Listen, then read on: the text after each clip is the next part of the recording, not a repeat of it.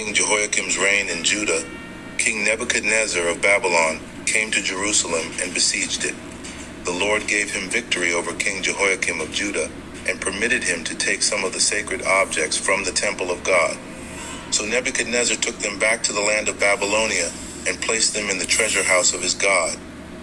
Then the king ordered Ashpenaz, his chief of staff, to bring to the palace some of the young men of Judah's royal family and other noble families who had been brought to Babylon as captives.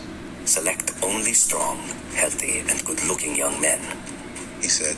Make sure they are well-versed in every branch of learning, are gifted with knowledge and good judgment, and are suited to serve in the royal palace. Train these young men in the language and literature of Babylon. The king assigned them a daily ration of food and wine from his own kitchens. They were to be trained for 3 years, and then they would enter the royal service.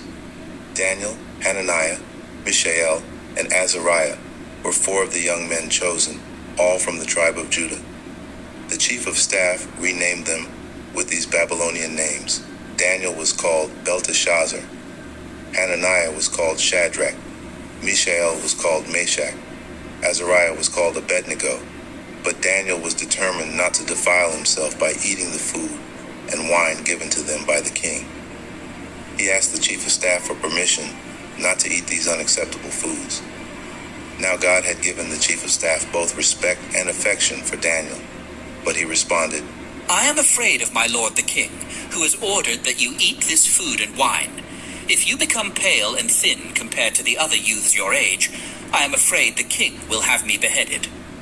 Daniel spoke with the attendant who had been appointed by the chief of staff to look after Daniel, Hananiah, Mishael, and Azariah.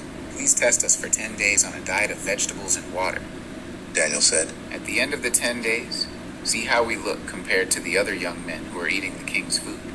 Then, make your decision in light of what you see. The attendant agreed to Daniel's suggestion and tested them for 10 days. At the end of the 10 days, Daniel and his 3 friends looked healthier and better nourished than the young men who had been eating the food assigned by the king.